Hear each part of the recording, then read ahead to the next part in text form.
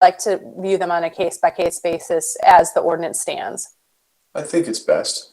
Okay. The main goal is to screen all of the ground utilities or boxes and things, and safety, a safety barrier around it also, whether it be fence or something. I mean, those are the two requirements, and Okay. beyond that, it may be more case by case, just for the settings in which we're finding them. This being number 4, I don't know if there will be a number 5, but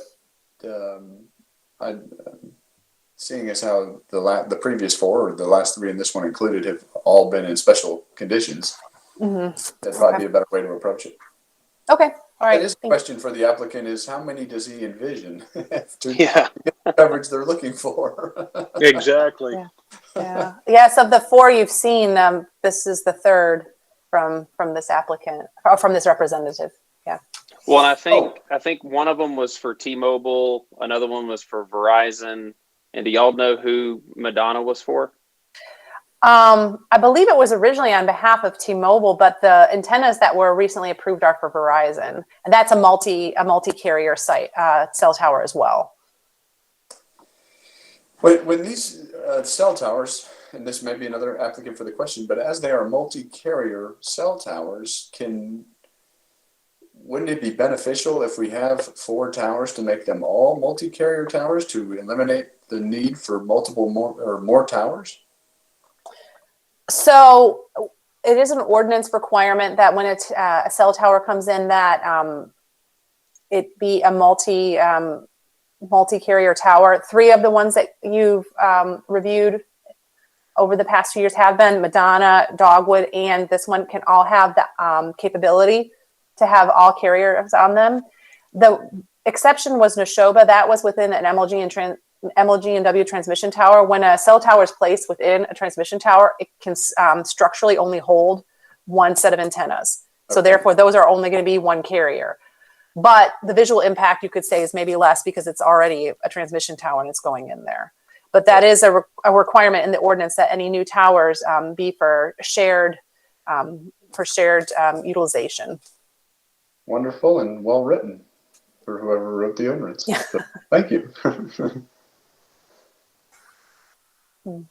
Mr. Chairman, Yes, ma'am. I wanted to let you know I spoke with the representative for Circle K, and they want to move forward. So we will be hearing this item tonight, so that they can take back whatever action the board takes to the actual owner or tenant. Well, very good then. So that item will become 5A, I guess, regular agenda.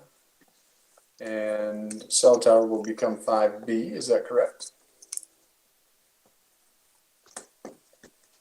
Yes, that's correct. And Regina, correct me if I'm wrong. So then we have 2 items on consent. 4A is the City Hall Police wayfinding signs, and 4B are the amendments to the DRC bylaws under the consent agenda. Yes, ma'am. Okay, great. Thank you. Oh, goodness.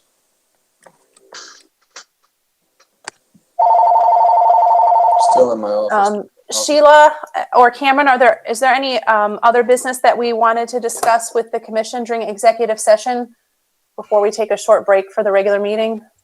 I don't have anything. Cameron, do you have anything? No, I can't think of anything at this point. Cameron, you've been quiet all meeting. Just listening. Okay. Except, hey, Cameron, we will be virtual for the month of October also, right?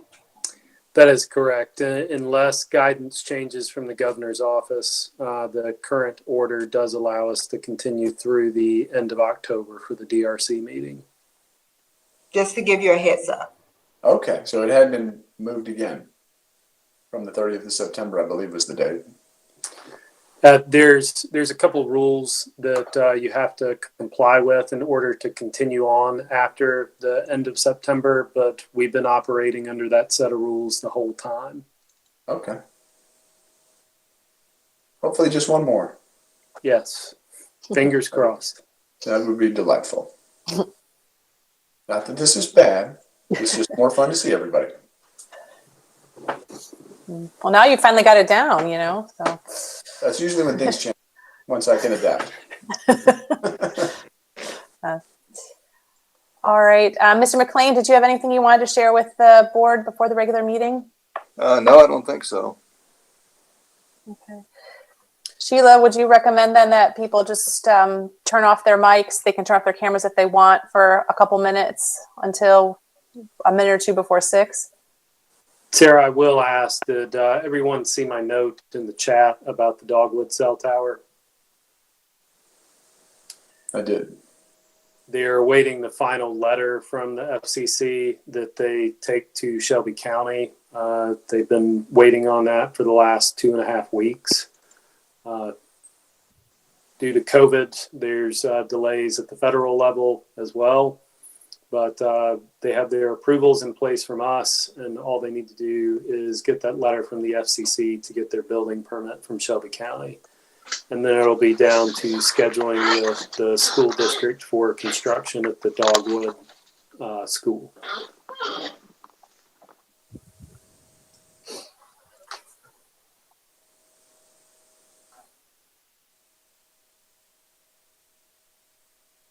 And also, just for the good of the order, I believe Sarah mentioned this, but just to stress it again, we have had a pre-construction meeting with the team that is going to be constructing the Verizon tower on the Neshoba and the MLGW tower. So they can get started whenever they have their materials delivered. Wait, I'm sorry, Cameron. Which one was that again? The Neshoba tower that's going up in the transmission tower. Yeah, so just when we were talking about the landscaping buffer, and I know that public opinion can vary from item to item, but just as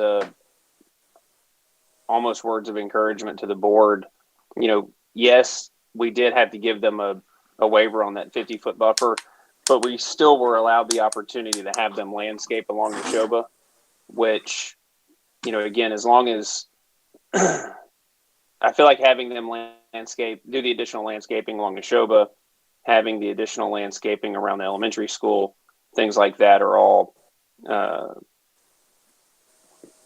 would go out on a limb and say something we should be proud of having those additional requirements here. So I'm glad we get to see it.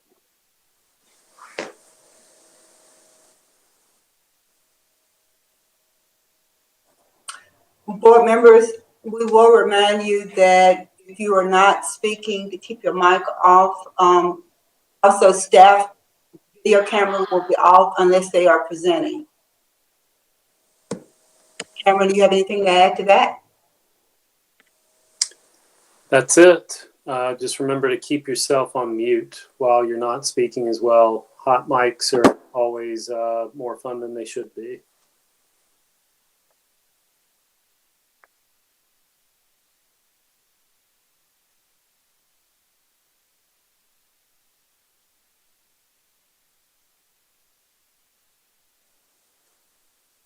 So we can take a little break for about 5 minutes and then reconvene. And Mr. Fisher, if you will let us know when we go live all together. You'll be live. Just start the meeting and it's ready to go. Okay, thank you. And as always, we appreciate your technical assistance through this. Happy to be here. Don't sound so happy to be here.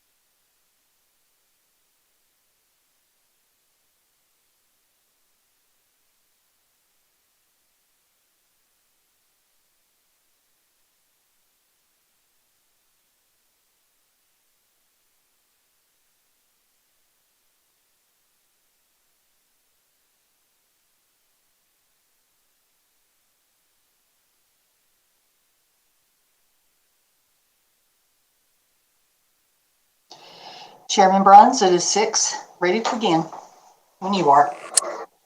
Thank you, Regina. You're I am welcome. ready and would like to welcome everyone to our virtual September meeting for the Design Review Commission for the City of Germantown. At this time, let's establish a quorum. Please call roll. Mr. Gibson? Here. Mr. Sloan? Here. Mr. Schmidt?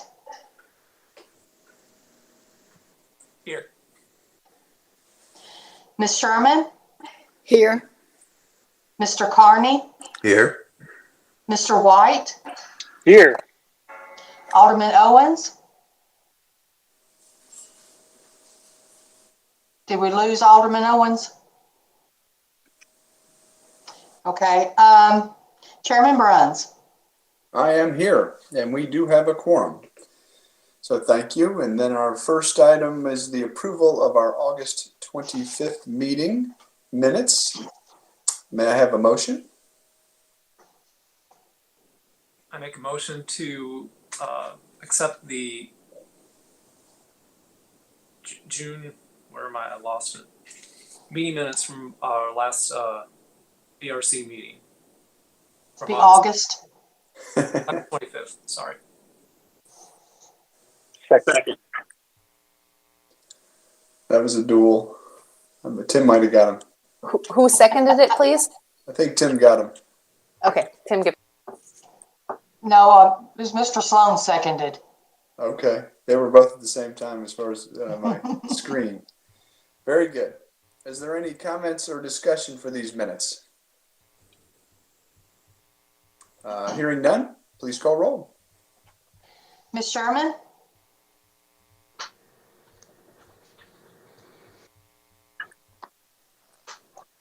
You're still muted.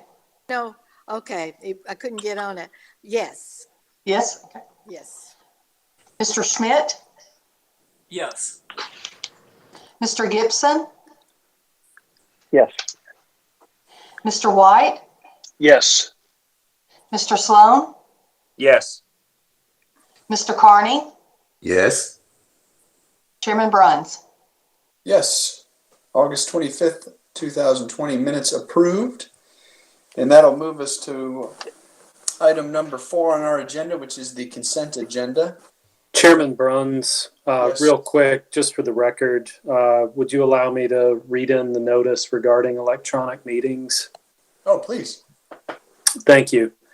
All local governing bodies in the state of Tennessee have been impacted by the COVID-19 pandemic, and Germantown is no exception. In an effort to carry out its governance and operational responsibilities lawfully and effectively, while also considering the protection of the public health, safety, and welfare, the Germantown City Administration has taken steps to conduct Board of Mayor and Alderman meetings and other public meetings electronically. These actions have been taken in response to Governor Bill Lee's Executive Order Number 60, which is an order extending Executive Order Number 16 that was previously extended by Executive Orders Number 34 and Number 51, which suspended the requirements of the Tennessee Open Meetings Act to the extent necessary to allow governing bodies subject to the act to meet and conduct essential business by electronic means. The public is able to view a video recording of this Design Review Commission meeting within 24 hours of the meeting. We are streaming live on the city's website as well as on the local access television station. These measures are temporary and are due to expire on October 28, 2020, unless further action is taken by Governor Lee. Thank you, Chairman. Well, thank you, Cameron. And now on to our consent agenda. During our executive session, we have had 2 items moved to the consent agenda. The City Hall police signs now becomes 4A, and that was the approval of a sign package. And then the Design Review Commission bylaws amendments were modified and amended. That would become 4B, both consent agenda items now. Is there anyone that would like to see either of these items removed from the consent agenda? Mr. Chairman, Yes. This is Forrest or Alderman Owens. I just wanted the record to reflect that I am here. I may have missed the roll call, but I'm present. Thank you very much, Alderman Owens. We're glad to have you. Thank you. Well, very good. It sounds like no one wants to remove any of our items, so I would like to remind the commissioners that by voting on the consent agenda, you are agreeing to each of these cases as they have been listed tonight. You've read and reviewed each of them, of the applications with staff and the applicant, and have determined no further discussion is necessary. Do I have a motion for the consent agenda? Motion to approve the consent agenda. Second. Very good. I think that was Mr. Sloan and Ms. Sherman. Yes, thank you. Well, very good. Please call roll. Okay. Mr. Schmidt?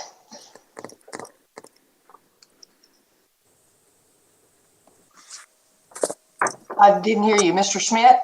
Yes, was dancing on trying to turn it on. Oh, okay. Mr. White? Yes. Mr. Carney? Yes. Mr. Sloan? Yes. Mr. Gibson? Yes. Alderman Owens? Yes. Ms. Sherman? Yes. Chairman Bruns? Yes. The consent agenda has passed, which both being city items, I believe Mr. Douglas can sign off, but Mr. Ross will stay with us. And that will bring us to our next agenda item, which is now 5A, the Circle K. Staff presentation, please. Thank you, Mr. Chairman. Can everyone see my screen that I'm sharing with you, with the presentation? The item before you tonight is the Circle K sign package, revised sign package application. This is for an application that is located at 1351 South Germantown Road. Before you is the rezoning map that shows basically the zoning of the property. The site is here located at the southwest corner of Wolf River Boulevard and Germantown Road. It is outlined in yellow on this map. The approvals for signs on this site has been since 1990. They've had various approvals for ground signs, wall signs, car wash signs, and so forth. The last approval was an administrative approval that was granted in 2018, and it was to replace the face of the existing ground sign and an existing wall sign for this site. And the change only pertaining to changing the logo for the Circle K. It was still the same colors, same materials, just a change in the corporate font for the Circle K. Before you now is a request asking to reface 2 existing ground signs and 2 existing price signs. Signs for service stations are governed by Section 1435 of the sign ordinance. In that section, it allows for ground-mounted brand identification signs per street frontage on a site to be non-illuminated. Also, price signs to be non-illuminated per street frontage for this site. The ground sign that they're proposing was approved at 21 square feet. Previously, the applicant is not asking to change the size of the ground sign. They're asking to maintain the sign, but to change the branding logo and remove the BP logo that is located on one part of the sign so that the Circle K brand covers the entire face of the sign. The second sign would be 2 price signs that are existing and are located on this site. As you can see, the frame of the sign would be changed. The materials would remain to be aluminum for this site. And then some of the text would also be changed on this sign. The sign size is in conformance with the ordinance. However, the numbers and lettering for the sign appears to be a little bit out of conformance. The ordinance permits the numbers and the letters to be a maximum of 10 inches in height and not less than 3 inches. The applications illustrate that these numbers are 30 inches in height, so we would ask that those numbers and letters be reduced to be in conformance with the ordinance at that time. The main issue on this application appears to be the requirement for landscaping at the base of the sign. Section 1435 requires that landscaping be placed at the base of all ground-mounted signs. When these signs were approved previously, this regulation was not in place. Since that time, the DRC adopted the new regulation. Staff is recommending that this site conforms with the regulations to have landscaping placed at the bottom. Lightings for this sign, the applicant is not proposing any changes to the lighting at this time. However, we will reiterate that although these signs do have internal illumination, they are not to be illuminated as part of the previous approvals. And that will be stated in any letter or approval that goes forward with this application. Section 1435E allows brand identification signs, so it does allow for the use of the logo for that brand of the sign. With those changes, we are recommending approval of the application. I'd be happy to answer any questions.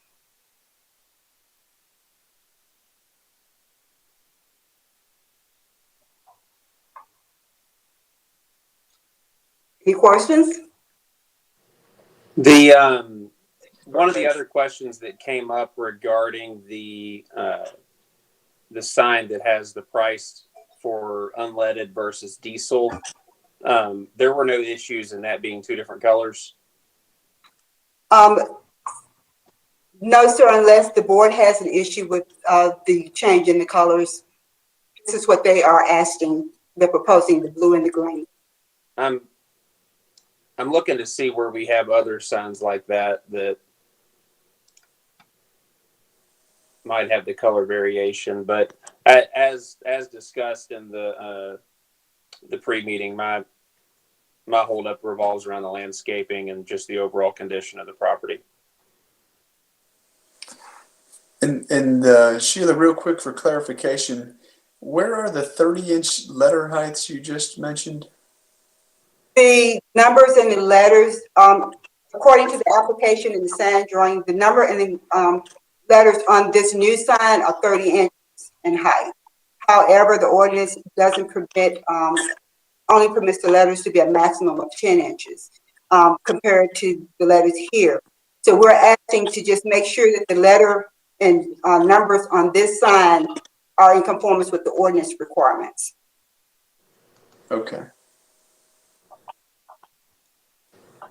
And as you can kind of see also, unleaded diesel is a little bit larger than what you see on this sign, regular and so forth.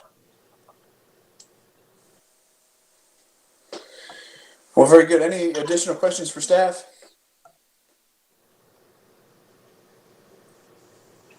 Hearing none, is the applicant with us, Mr. Scott Services? Mr. Services? Unmute yourself, Mr. Allen.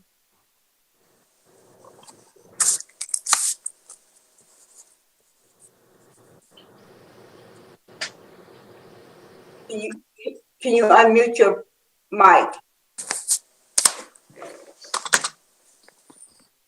Okay, can you hear me now? Yes. Wonderful, sir. Thank you for joining us. You're welcome. Do you have anything you'd like to add to that or present yourself? Yes, it looks to me like if you look in the upper right-hand corner, letters, I mean, the numbers are 7.5 inches tall. I do see that. Yeah. Okay. That's different than the other paperwork that I had. But if the letters are in conformance, that's all we're asking to make sure.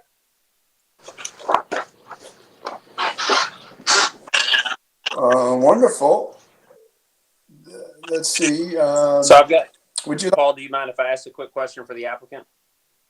No, please. What is your opposition, or what is your client's opposition to to adding the landscaping around the signs. Excuse me. I would have to ask them that. I'm really not sure what type of landscape. Would you just want some pine straw or something put around the base, or? Generally, it's just a very simple landscape plan of an evergreen around the base of the sign. It can go as far as seasonal colors, seasonal flowers, or something flowering in addition to those evergreens, but primarily it's just to make the sign appear as though it's grounded with plant material. That's the intention of the ordinance and the intention of most all of the signs in the city. I understand. This is something that would have to go from the company that contracted us up to Circle K for approval for us to be paid to do something like that. Sure. So, pardon me, sir, but you represent the sign company? Yes. Okay, wonderful. Mr. Chairman, may I ask, Mr. Allen, have you had a conversation with Diane Foley concerning this application and the landscaping? I haven't had an in-depth conversation with her. Okay, she indicated to me that Circle K is in opposition to putting in the landscape, even as early as this afternoon. Okay, well, I'll just see what I'm reading here. That there's no lighting, no landscaping, will remain as is. Right. But we're asking that the landscaping actually be put in.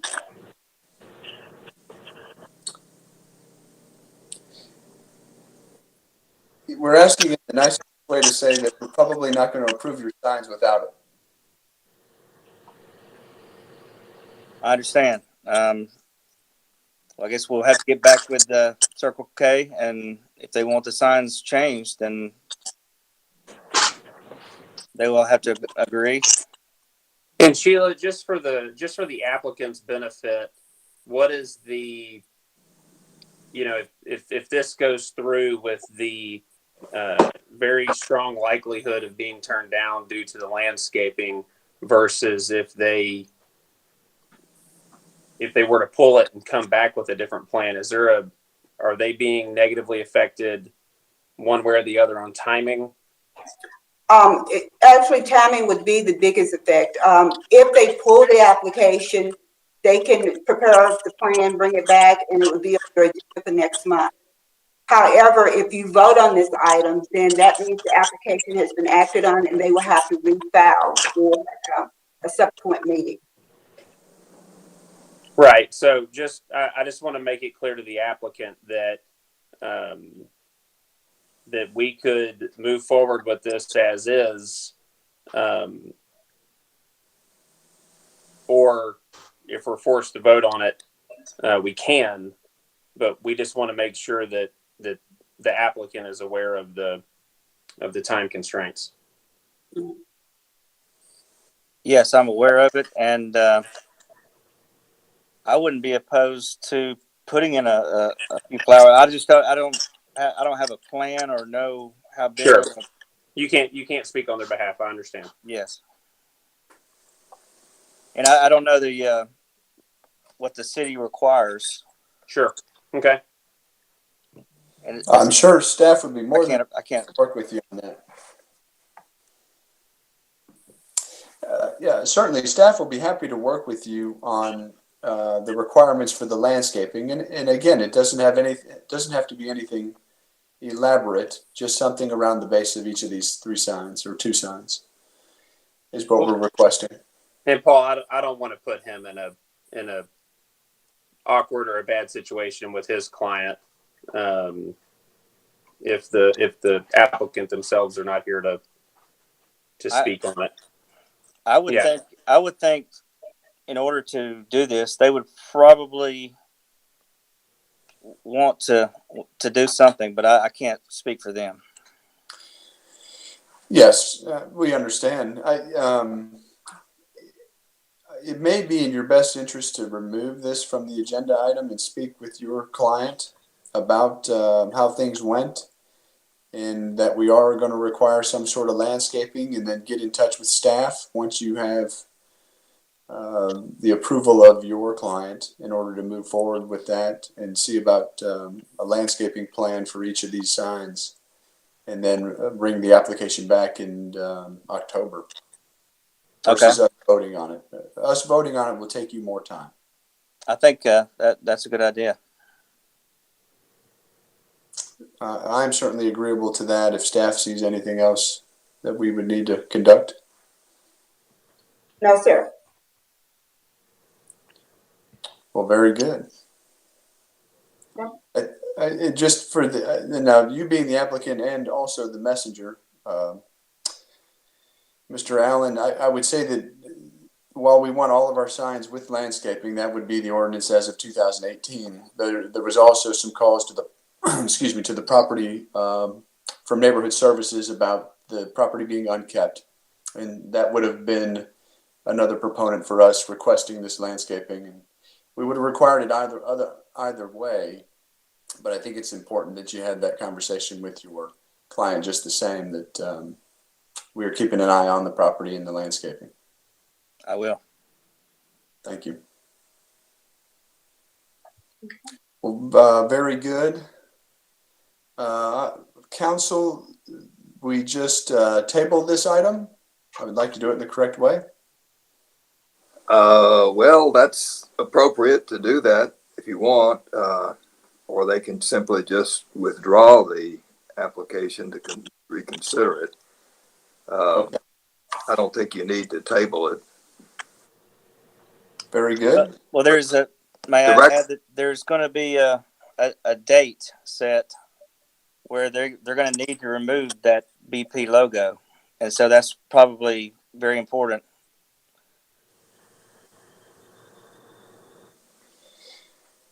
Yeah, it is. And as I said before, I think staff will be very agreeable as long as we have everything in place that we're requesting and you're requesting. So if the sign date pops up that BP has to be removed, then I certainly think if you have intentions of a landscape plan and everything else, we can work toward that approval in October. Not having the dates or your client's interest, it's difficult for me to agree to anything. I don't have the date yet, but it's going to be probably in December. Okay. Well, I'm certain that we can get everything properly approved if your client is willing by that time. Yes, sir. Yeah. Mr. Chairman, that shouldn't be a problem, but the record just needs to reflect that the client has, or the applicant has withdrawn his application for the present.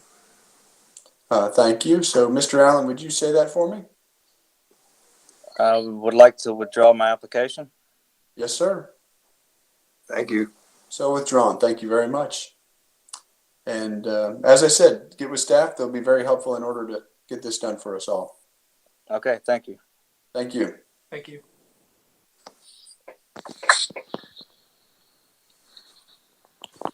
I am going to stop sharing now so that the next presentation can go forward. Very good. This will bring us to our last agenda item for the evening. Cell tower talk. Okay. Thank you, Chairman Bruns. I am also going to share a presentation with you. Just one moment. I will bring that up.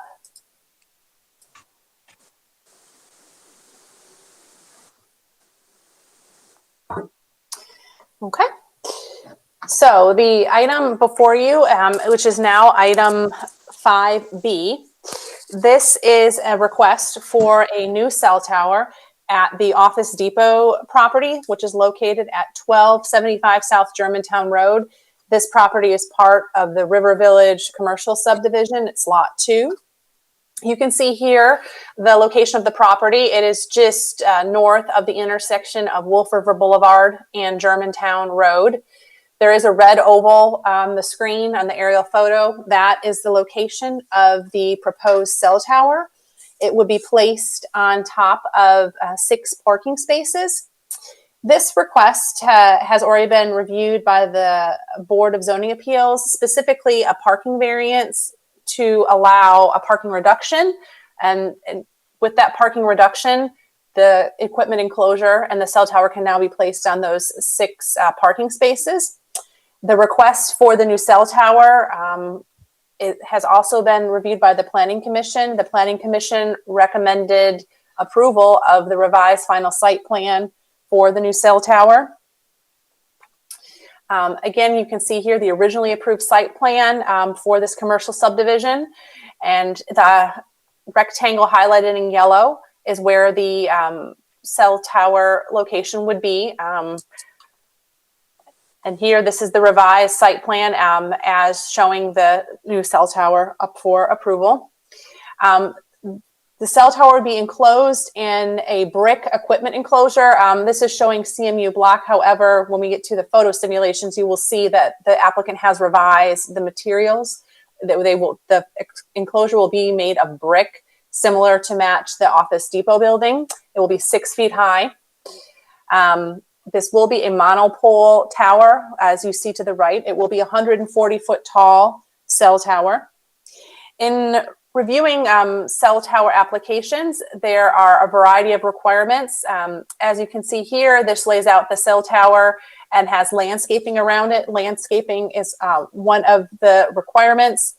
I'm going to go through the primary requirements that boards need to review when looking at a cell tower request before them. These are outlined in section 23-86, H and I. 1, the tower must be set back from property lines a minimum distance of the tower's height plus 10 feet. The applicant has provided a letter from a technical engineer that shows that the fall zone of this cell tower would be 30 feet. Thus, the reduced setback is permitted per the technical letter. The second requirement per the code is that all buildings and structures must meet the minimum setbacks of the zoning district. Again, the technical letter shows that 30 feet is what the setback needs to be for this cell tower from buildings and structures. The applicant's engineer must provide documentation that the wireless transmission facility meets or exceeds the ANSI standards. They have done that. The maximum tower height is 140 feet. Going back to the previous slide, as you see here, 140 feet is the maximum height, and that includes any appurtenances on top of the tower. The tower shall be designed for shared use, meaning that it can hold multiple carriers. As you see here, it is designed for up to 4 carriers.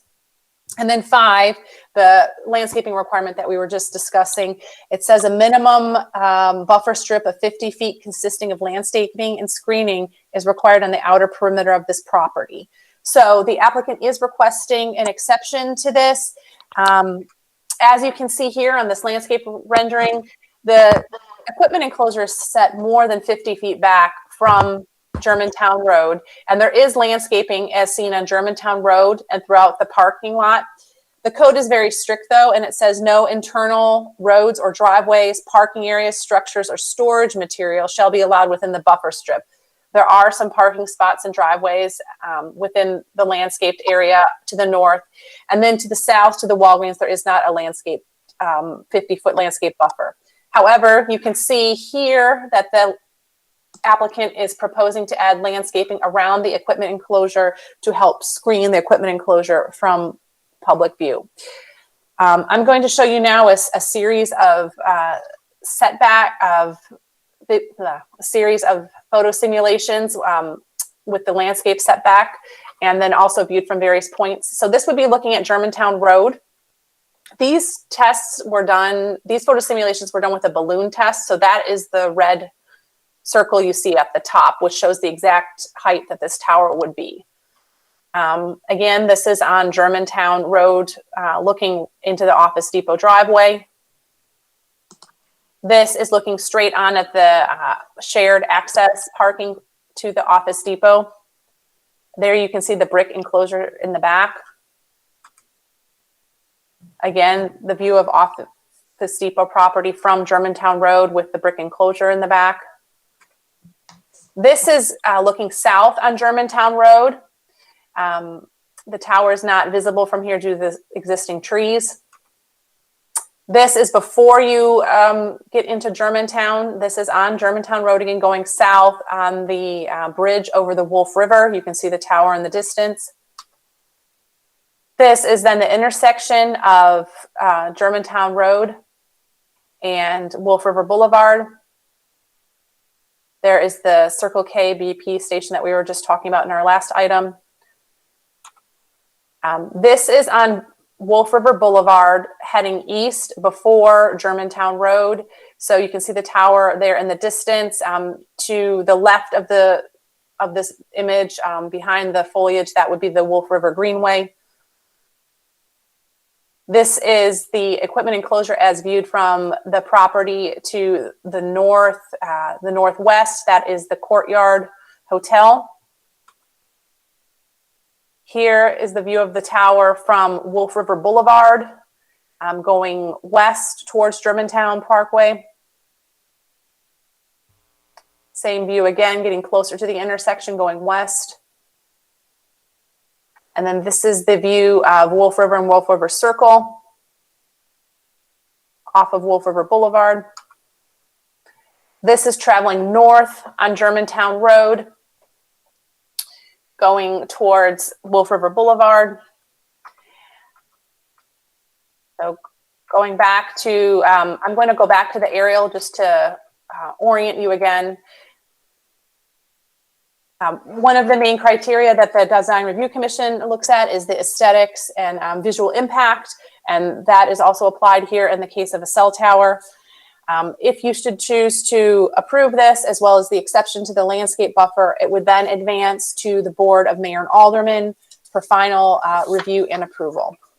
So this concludes staff's presentation. I welcome any questions that you might have from the presentation, and please let me know if there are any images that you would like to revisit on the slides. The applicant is here, by the way, the presentation after you have staff questions, and we did not receive any items or any letters or email from the public regarding this item. Wonderful. Thank you, Sarah. I guess, will the applicant please speak up, and if you have a presentation, I know we have questions for you. I do, Mr. Chairman.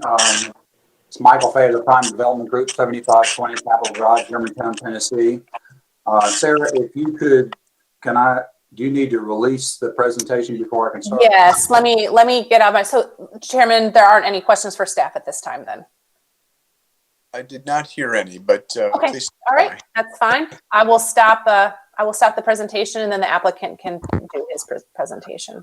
Mr. Chairman, on a personal note, I wanted to bring the board's attention. It's almost 30 years ago today that we were presenting what started out to be a Standard Oil, which ultimately became a BP, on very near this property, on the site that you looked at earlier today. That BP, those were some very, very long DRC meetings. They lasted 5 and 6 hours. So it is very interesting tonight that we're looking at developments that are right near this particular site. Street, I believe. Well, we have questions about the landscaping there too. Okay. I saw. Mr. Chairman, before Mr. starts, I would ask the board members, if you're not speaking at this time, please mute your mic. We're getting a lot of feedback. Okay. Looks like we're good. Mr. Gibson's tuned in. So, ladies and gentlemen, can you see my presentation? For some reason, I can't see it on my screen. We can. Okay. Right. I wanted to call to your attention. I know in the executive session, there was a lot of discussion about the various sites that have been approved and what's been built and what hasn't been built. So let me just back up and give you a little background on the particular site that you see before you, the Madonna site. Staff said that tower is up, and Verizon is in the process of adding their antennas. As on many of these sites, because we're on a school site, we have to wait to be able to put those antennas in when school is not in place. So hopefully they'll be going up whenever they have their next break. As Cameron said, on the Dogwood site, we have already gone through our pre-construction with staff. We're just waiting on one approval from the FCC, and as soon as we have that, we'll be ready to move forward. So what I wanted to bring your attention to, because this body took a look at the site that you see before you, the Madonna site, is very, very similar to this particular location because the sites are almost adjacent to TVA tower lines. When we look at this particular site, I called your attention, obviously, the frontage, but if you'll notice up in the very front area, the landscaping in the front was where the only thing that we could do, we only had one area to put it in, plus we had power lines in there. So in that particular site, we had that. We also had a 10-foot setback next to an adjoining neighbor or adjoining parcel. So now the second question which came up earlier is the one that the Planning Commission grappled with quite specifically, as Alderman Owen said. At our first presentation, staff had requested that we possibly move the tower in this area that I'm circling that's behind the Labanner area. But after we went back and took a look at what was in that particular area, I called your attention, there is a drainage easement, there is a sewer easement, there is a water easement, there is MLG&W has a transformer for the building there, plus we also have the dumpster area. So this particular area became a problem. The area that you see dashed in here is a blue line ditch. So we did take a look at that and we discussed that with staff. I'll take you to the next slide. You know this. So ladies and gentlemen, one of the things I wanted to call your attention before we move forward was when we were at Planning Commission, the Planning Commission chair asked us to take a look at various options on where we could go. One of those points that the chairman said was, can you not put it over where the TVA lines are west of our site? We looked at that particular area, and I'll see if I can pull that up for you. For some reason, I'm not. Hold on just a second. In the TVA site, what we found was extremely important for the board because we had basically two TVA towers that everyone said, why can't you move it inside of those towers? As staff pointed out earlier, one of the reasons we can't put it in that particular location is because when you go in the TVA tower, just like the one that this board approved over for Neshoba, you get one carrier. That's it. You also lose your height. You can only go up to 120 feet in that. But the question that ran into on that particular site was even more specific because when we looked at the ability to try to move our facility over there, we ran into newer issues that we were not aware of until we got to that point. Let me pull this up for a second.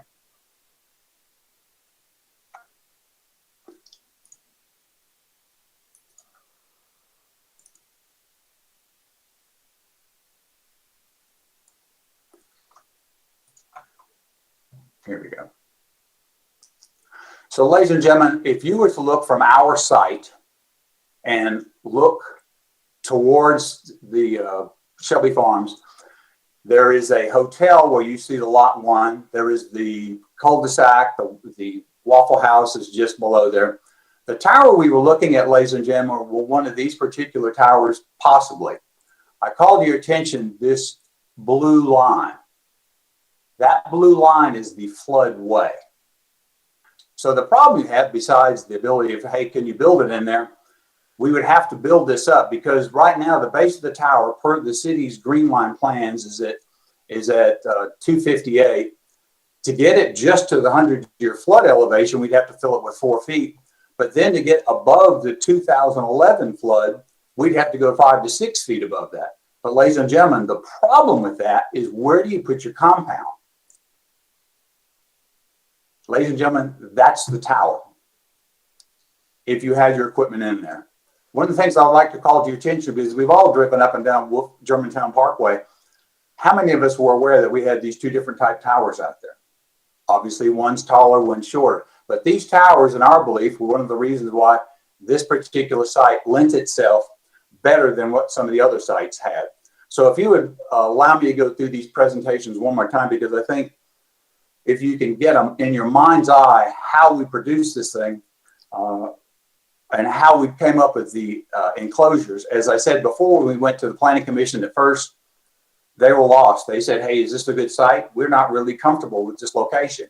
So what we did was we went out and we flew a 140-foot balloon, a red balloon, and that gave us a specific height. You can see it or you can't see it. One of the board members said, "Hey, I don't want to see this tower when I leave the hotel." So this picture shows you what you would see when you're under the canopy leaving the hotel going towards Germantown Parkway. After you leave the canopy, you would see the tower enclosure and you would see that portion of the tower. Now, one of the things I wanted to call to your attention when you're looking at this particular site is we're going to look at it from 4 different directions. This first direction, we're looking at the site and we're over where we're south and we're over looking at where the bank building is. I'm sorry, the office building and the Taco Bell. So now we're looking west. Obviously, you can see the tower. You see the tree line that's there. We're going to continue moving west and we're now outside of the Exxon. Here you see the tower again. The red dot above that is the height of the tower. So now let's go to the opposite side of the street. Now we're still on Wolf River Boulevard, but we're going to continue to move from the west to the intersection. The tower you can see in this particular location is evident, but you also see the TVA towers. That played a big role in our selection of the site. Now, as we move farther down and we get near basically the little medical complex, here again is the tower. But the thing that we found the most intriguing, which was a complement to our landscaping requirements, is now if we are going to leave the site and we're on Germantown Parkway and we're going down Germantown Road and we're looking north, this is at the entrance to the village. You cannot see the red balloon. Now we're sitting at Briarbrook, which we also know is where the Trustmark Bank is. Ladies and gentlemen, the tree line still hides the balloon and the tower. We pull into the Trustmark Bank, which was the Neshoba Bank, the tree line still covers the tower. We are sitting at this area that you see, this line is the entrance to Perkins. You still cannot see the tower.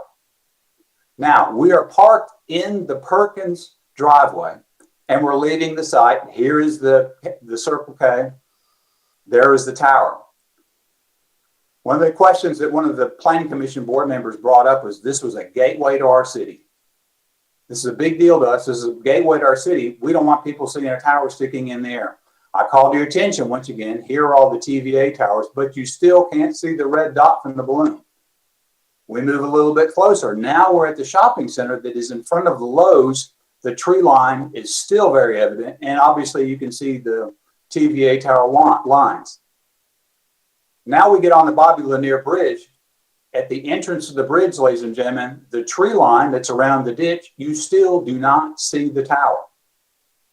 At midpoint or just beyond that, there is a break in the trees and you see the tower beyond, but it's also interrupted by these overhead power lines. We pull into where we all like to eat, the Della Mexicani, or go to the State Farm. This is the shopping center that is across the street from Chick-fil-A. You do see the tower.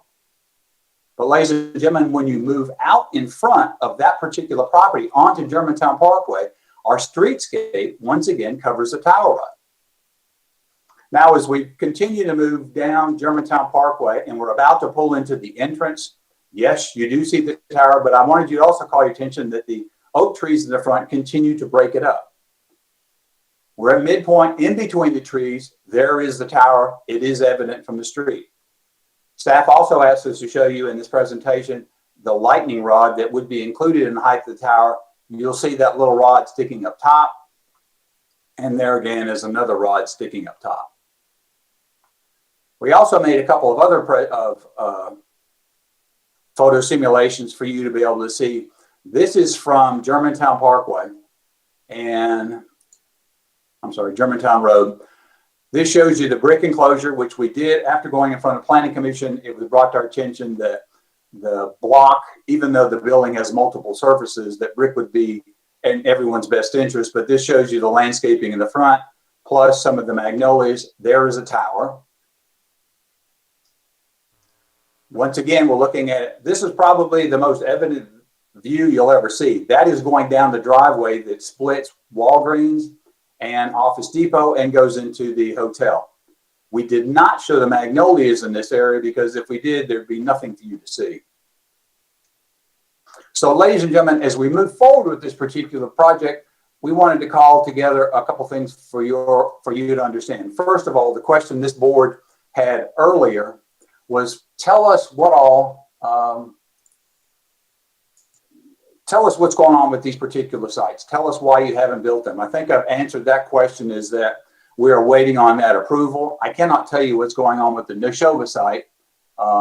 It's not our particular project, but we are moving forward with that. And in this particular site, Verizon, who is the carrier here, is anxious to be under construction this year if approvals are put in place.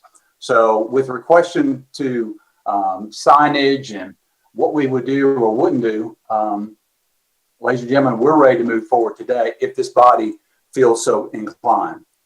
So in looking at this particular site, if we can go back, this was the plan that was approved by the Planning Commission that we revised. I'm going to go back to my...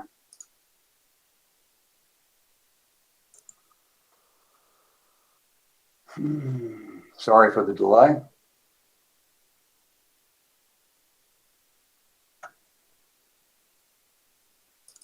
I'm going to go to Brandon's landscaping plan and see if I can go through a number of your questions. First of all, one of the items that was brought up in the staff report was that there was a change in the number of parking spaces. The BZA Planning Commission it was a reduction of 7 spaces versus the 6. As I said before, when we did the balloon test, and it was also brought up to our attention at the Planning Commission, why this site? Why this particular area? Could you move it back to the TVA towers? Well, ladies and gentlemen, we did pursue the TVA towers, and just due to the flooding and the topography of the area, it's just not viable. There are also issues with trying to get to and from that site.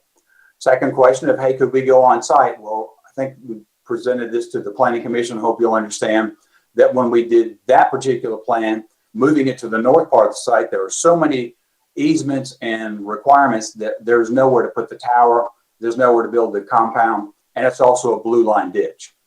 So in looking at this particular site, when we look at it beyond the specifics of it, the simplicity of the site, ladies and gentlemen, is extremely unique.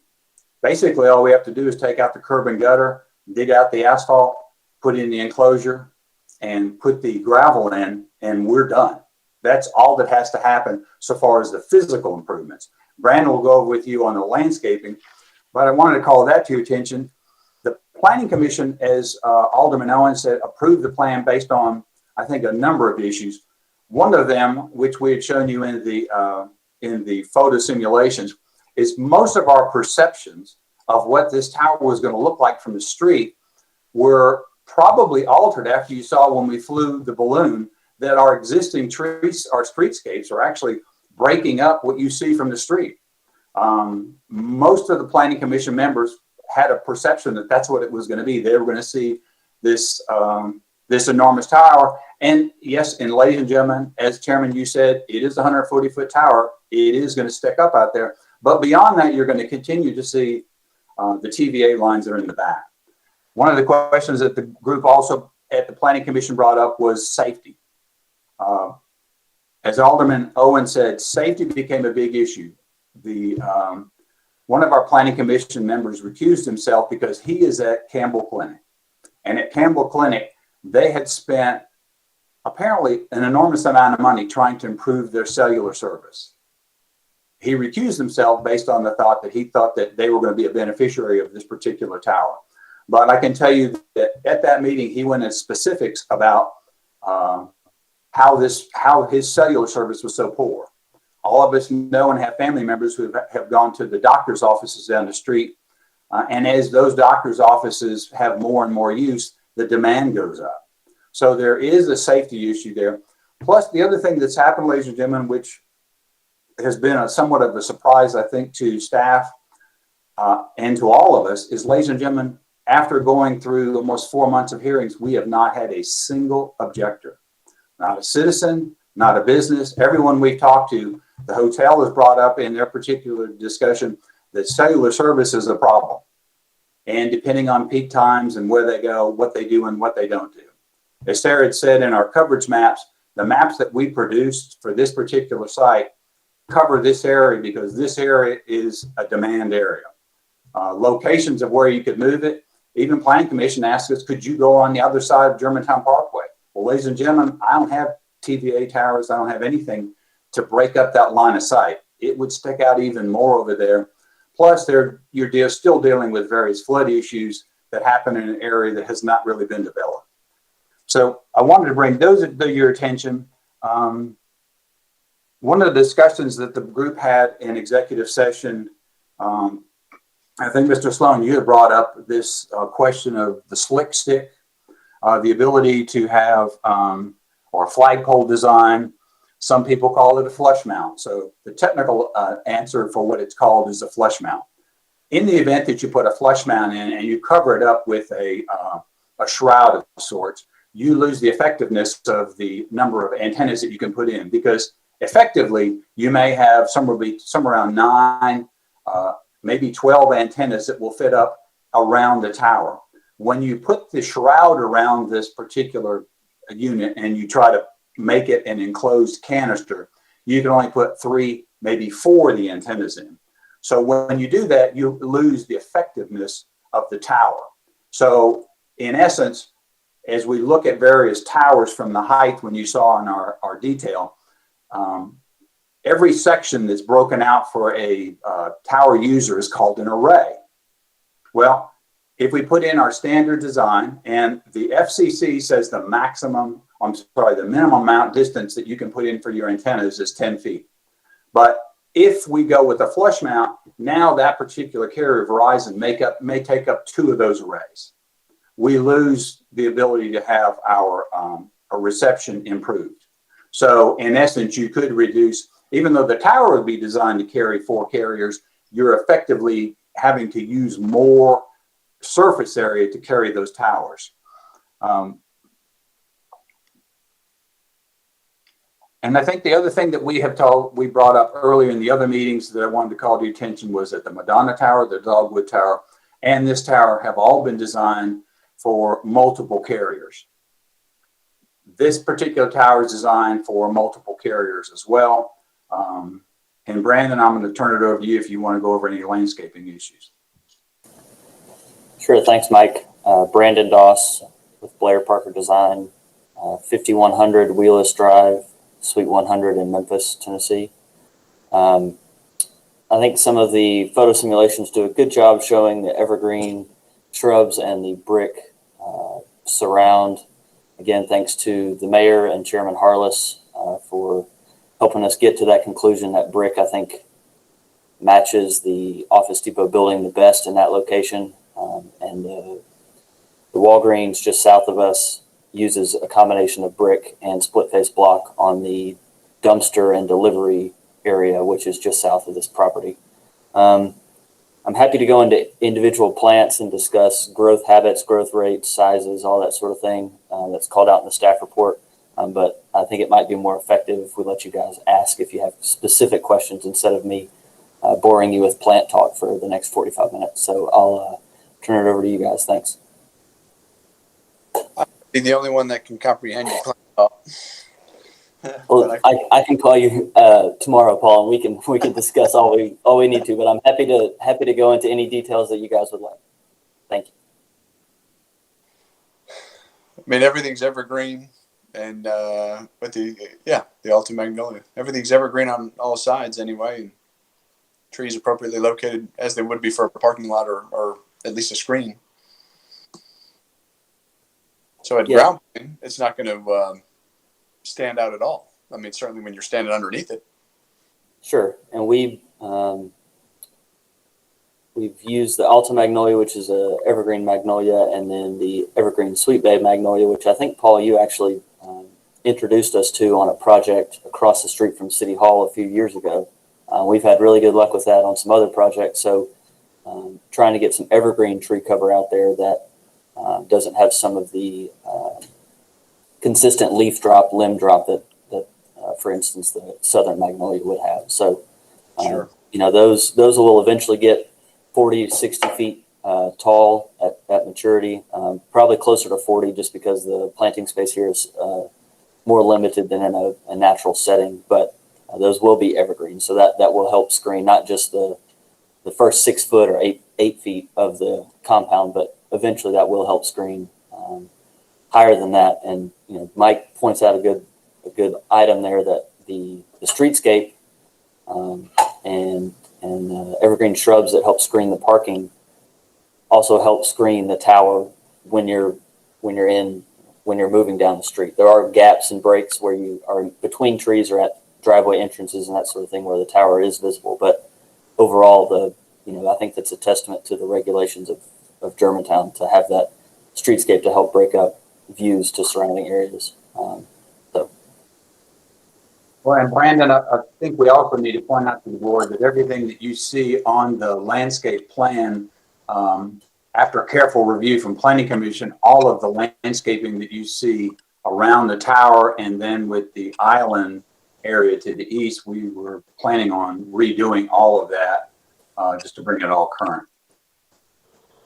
Yes, all of this landscape in this island will be redone. With the construction work that will be happening anyway, most of it would be damaged, likely from material laydown and that sort of thing. And so once you do that, we felt it was appropriate to just replace the entire island and not try and mix and match a few existing here and some new there. So that helps with irrigation modifications and stuff like that as well. So that the island will be irrigated, and who's going to maintain that island moving forward?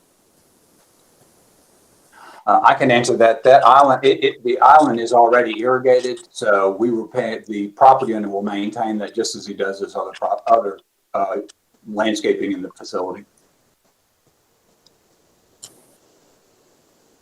Michael and Brandon both, as you heard, perhaps before the official meeting started, we had some conversation about the 50-foot landscape barrier, and certainly, Michael, with the applications you brought before us, we have yet to find where a 50-foot barrier would make sense, and to some degree, I suppose, a beneficiary where I don't know for certainly what you've gone for a 50-foot barrier, but I wonder in a broader scope, and I don't know what your land lease, I don't know how much property in which you could make improvements on, what the scope of that is. But with any of the gaps you saw or with your balloon test, did you see opportunities, I guess, on the Office Depot property specifically to improve perhaps any of those sight lines from a more distant view or a drive-by view with some additional landscaping? It's a very well landscaped area, but in your eye, did you see any opportunities for improvement from more distant from this plan? Well, Mr. Chairman, we did, one of the things that when Brandon and I first started looking at the site, and I'll try to zoom this in so you can see it, as we add up this island, this island, this island, this island, and this island, we end up with 78 feet of landscaping. I think the biggest issue that we saw when we looked at this particular project, as you saw in that one photograph, that there are gaps that are in there. You possibly could add a tree in there, but this development's 20 years old, so it would take some time for those trees to reach any particular height. As we see more and more of these towers, they shift from being something that we all used to think that was more of a convenience to something that's more of a matter of safety. We carry it everywhere. And unfortunately, the only way that these towers really work is when you have height. Obviously, that's why the city changed the regulation from 100 feet to 140 feet. But by putting this tower in, it's going to cover this entire area to the north. And one of the things that we aren't showing you that plan, but basically, if you were to zoom out, this particular tower is going to basically cover the intersection and go much farther south of the intersection, whereas some of us might think, hey, it's just going to cover all this area to the north and help the loads. When you move down there, if you move it on the other side of the river, you lose that service, because it still is, as the real estate people tell us, it needs to be near Main and Main. Well, this particular site works out best for us topographically.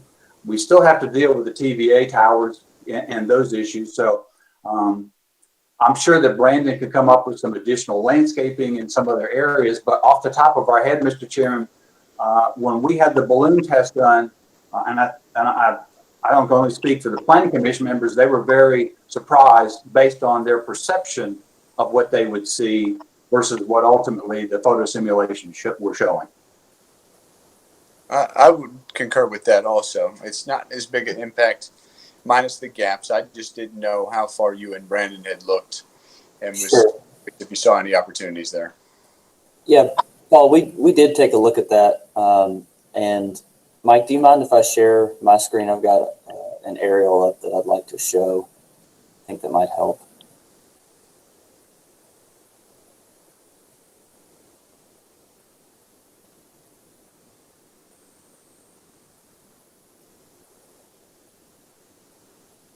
I believe that everyone can see this now, but if you'll notice along Germantown Road, you can see this is a winter aerial on the latest Google, but you'll notice that these trees are almost grown together at this point. I don't know that I would like any additional trees along there. You can see the evergreen shrubs do a good job screening the parking, and then again along the front of Walgreens, you can see these trees are almost grown together. So we could place possibly another tree or two, but I'm not sure that tree would have time to catch up and ever make an impact, as opposed to waiting just a few more years for those trees to truly grow together.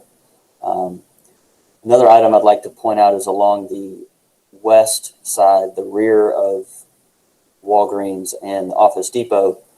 The majority of those plants you see in those large green spaces are in fact evergreen already. So again, those are well-established plants that look really good. I'm not sure why the Google man drove through the parking lot, but he did. So let's take advantage of that. You can see that those are already dense. So other than the drive itself, the surrounding landscape, at least within this site area, I feel like is pretty thick and does a good job of screening towards the bottom. And then along the street, again, those existing trees are just almost there to truly fill in along that streetscape. And you can see again the same thing along Wolf River Boulevard down here to the south. So hopefully that was helpful. No, absolutely. Absolutely. Having known that you have looked at it and explored it is really what I'm mostly wanting to by. So yes, we did. We did. So. Well, very good. I know there's a couple questions. I think, Michael, you've done a good job of answering most all of them. Internal poll, timetables, and the reason for the tower as you presented it, the look of the tower. One last question. I guess it's not totally aesthetics, but after the completion of this tower being your third in Germantown, do you have the coverage, or does Verizon have the coverage in which they would like for this area? Well, Mr. Chairman, we're about to move into a whole new arena in the next few months when Apple comes out with its 5G phone. And the various systems that are around town become even more and more improved. Depending on which ad you look at, some will tell you it's going to be 5, some will tell you it's going to be 25% quicker. As of today, Mr. Chairman, we do not have another tower on our books. I can tell you that on this particular site, we started this process over 2 years ago looking at this site. And that gives you an idea on Dogwood. As you're well aware, we worked on that one for over 2 years. So I do not have another tower on the books at this time, Mr. Chairman. I'm just curious. So you didn't officially have to answer that, I don't suppose. Well, I would hope, Mr. Chairman, that once these get up and we do enjoy the benefit of better coverage, living in Lansdowne Place and having one bar has never been something that my wife was ever pleased with. and there was just nothing that we were able to work out. So hopefully when the Dogwood Tower gets up, that will improve. But in this particular area, you know, as the mayor said earlier, when we start talking about safety, and we also know that we all, you know, you have a doctor's appointment now, you look at your cell phone and it directs you where you have to go, because finding that doctor's office on Wood River Boulevard, there are a number of them there. So we're using them more and more every day. So I believe that this particular application is a bit unusual for this body. This is the first one, as the Planning Commission said, that we put in a parking area. But as the mayor said, it was very, very, he was very pleased to not have any opposition or from neighbors or from businesses. I have a question. How many carriers can, or how many antennas can the tower hold as it's currently proposed? The tower is designed to carry 4 carriers. 4 carriers. Or And, 4. if it was a flush mount, how many could it carry? Well, you know, not knowing the exact specifics of what Verizon's flush mounts could be, it would probably be reduced to 2, I would assume. Assuming that they could get 4 of the antennas are in one of the areas. It would be a significant reduction. And one of the reasons why the FCC came out years ago with, you know, various designs that you have where we see, as I showed you in the picture, was to encourage co-location. They said we want to have particular towers so that we have more coverage. So it's a question of aesthetics versus service. There is a service loss if you do go to the flush mount.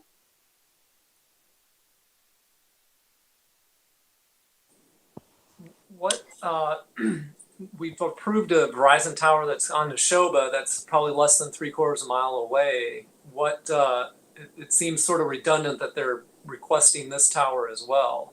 Can you speak to that?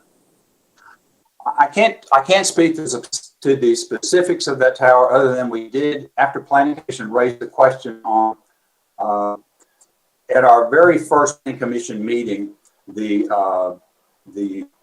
coverage maps were not clear. We got with the Verizon engineers and had them create much better coverage maps, and they are telling us that between this tower and the Madonna Tower, there is a lull in the topography. There is a low spot, and that tower is there. The Neshoba Tower is to feed a particular area that has very, very poor coverage. Gotcha. I mean, I live near this area, so this is 3 towers within, I don't know, maybe a diagonal mile. Seems fairly excessive, but without knowing what your needs are. I mean, you know, these are all essentially the same carrier or same developer, about 2 of the 3 of the same developer. Not knowing that, you know, are there other needs beyond the other carriers? I mean, all we're knowing is Verizon at this time. Well, Mr. Schmidt, I think I can answer, first of all, the request for all of these towers is based off one very simple concept: demand. You know, these are very expensive devices to build. It is as we all know, it's a very involved process to get these towers approved. It is not something that is a spec or some unusual plan. Verizon has a specific need, but we all know that being cell phone users, as soon as one service improves, then they lose customers. Typically, once one of the other carriers is up and running and they start losing, in this particular case, let's just say AT&T, they will usually jump on that tower immediately, because basically all they have to do is file an application with staff now for a co-location. The tower's up, the landscaping's up. It's just a simple matter of going through that process. So yes, to answer your questions right now, Verizon is getting out in front of the other carriers, but I assure you the other carriers will catch up because the demand is just so great. And how many major carriers there are right now? Well, right now we have AT&T, we have T-Mobile, and Verizon are the primary major ones. You know, we have the one from Mississippi, the ceasefire, and then there's some other smaller carriers that can go on there, but those are the majors. So even if we push for a flush mount, I mean, we're not necessarily reducing the amount of carriers if there's only 3 major carriers right now. Well, actually, I mean, it's a question of their antennas. I can't answer that specifically, but I can tell you that right now the standard array, which was shown in your photo simulations, is approximately 9 antennas. I don't know if those carriers can compress those inside of that can more than 3 or 4. So it is very logical, as you could see, going from 9 to just 4, you'd need to use 2 arrays. So you would effectively lose what you're going to have. Does the tower change when you pick up another carrier, or do you build the tower or outfit it in order to hold 4 carriers? I guess this will show how little I know about a tower. But is the tower built and then you own the tower, whoever owns the tower, and then another carrier wants to get picked up and then you give them the rights to use the tower? Or do more antennas get put up as more carriers get introduced? Well, if you think of first of all, when we talk about the ability for a tower to carry 4 carriers, that's a structural mechanism. Whether or not it can carry the wind loads and meet the various requirements of the city, FCC, building codes, things like that. Now, beyond that, the tower is nothing more than a large tube that all these antennas connect into. The question, which is, you know, how towers become profitable, is when you have more carriers. So he who goes on first usually goes on top, and then you are paying a staggered rate based on where you are on the property. So if you look at the tower and see for the potential for 4 carriers, that's 4 lease spaces.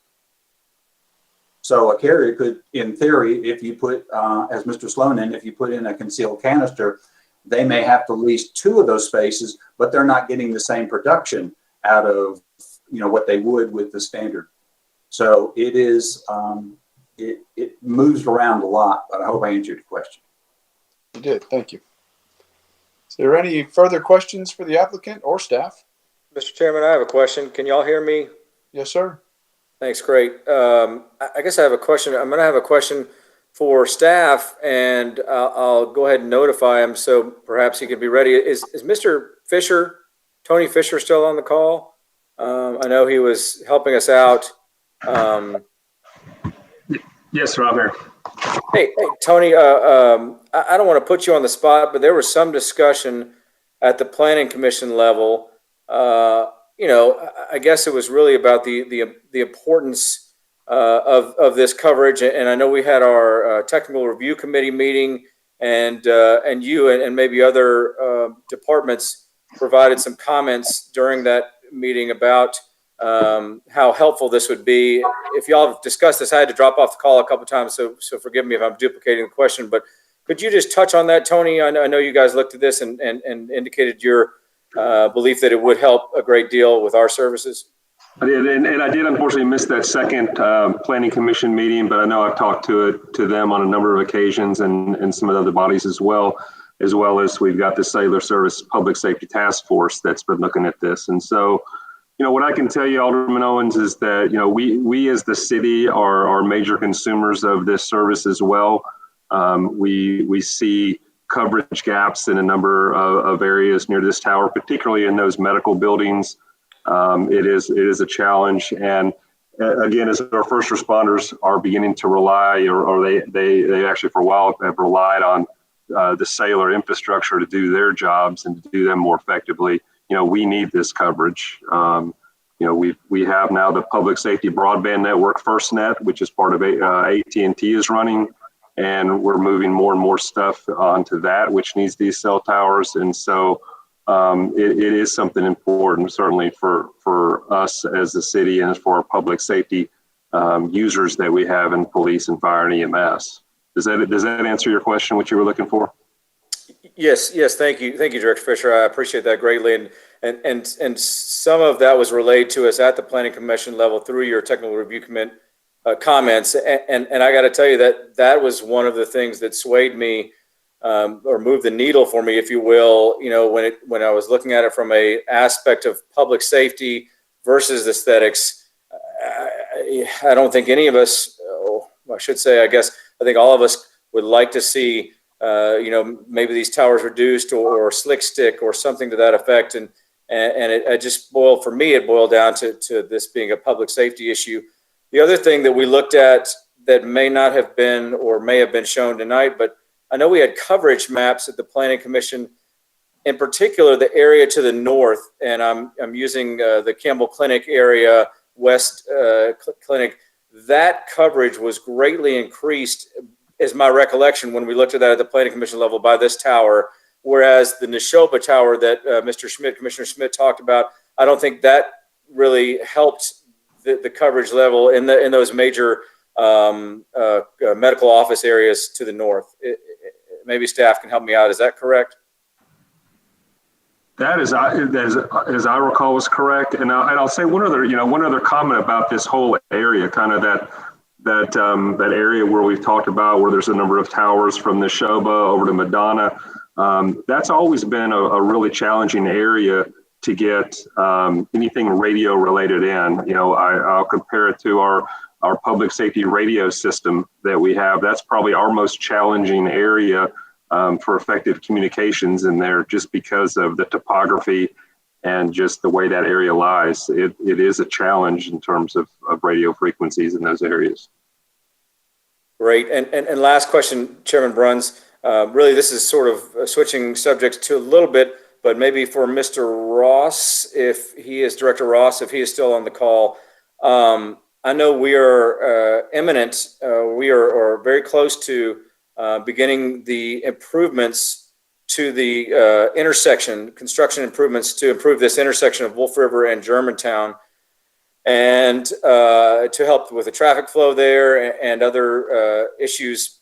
I want to make sure that the improvements that we're doing are not going to be taking out any of this existing mature trees and landscaping that we talked about. I think it's set back far enough to where it's not, but could someone comment to that effect? Because I know there is some right of way that we're going to be taking out with those intersection improvements, and I want to make sure we don't take some of that. Mr. Ross is not on the call at the moment, but you are correct about the widening project. I have not seen the plans to know exactly how much is coming out, but I do know that we've tried to address that there will be changes in some of the mature landscaping in that area. Hopefully, we're going to try to avoid as much of it as we can.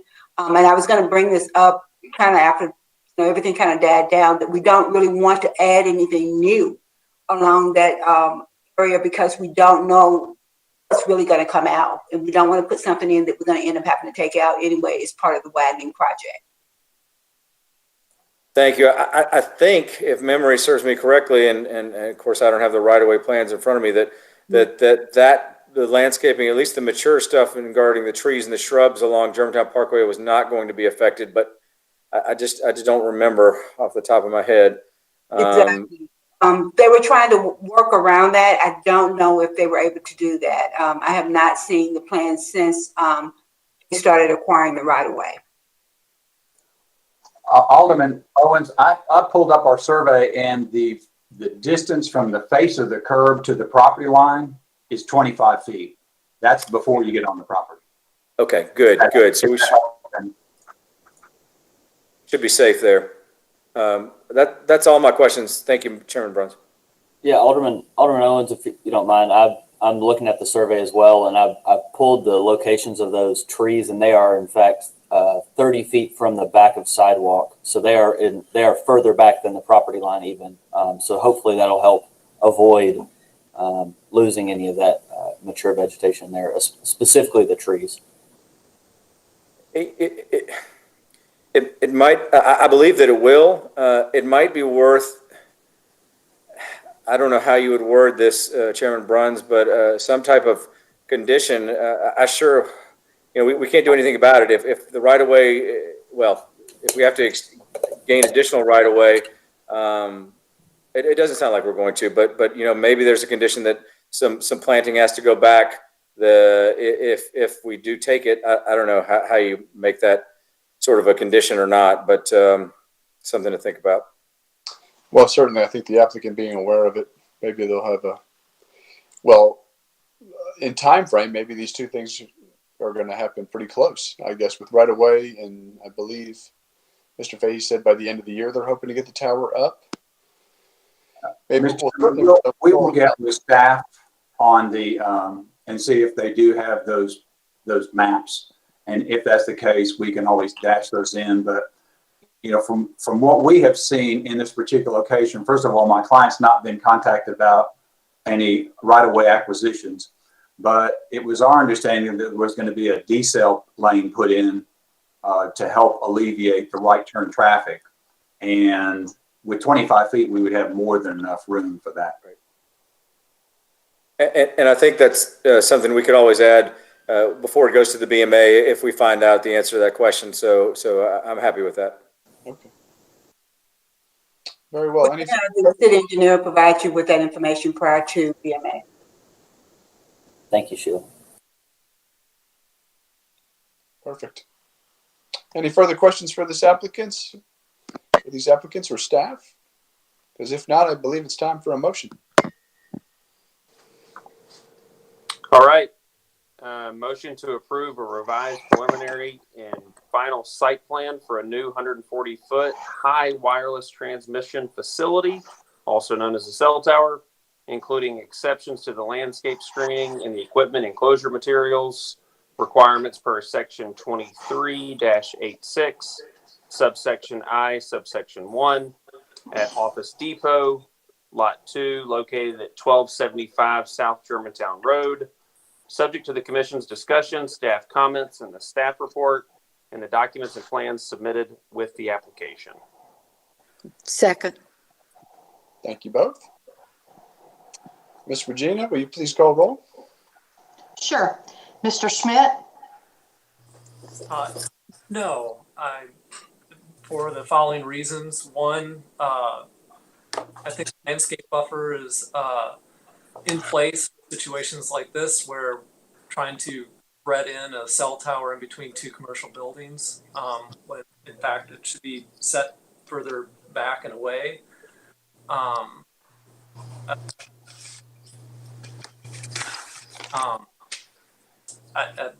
would like to see a shorter tower. We continue to approve 140 feet just because we've changed the ordinance. That would like to see how that height goes with area of coverage, but primarily that, we have an ordinance in place based on screening to prohibit trying to nestle this in within two commercial buildings. So my vote is no.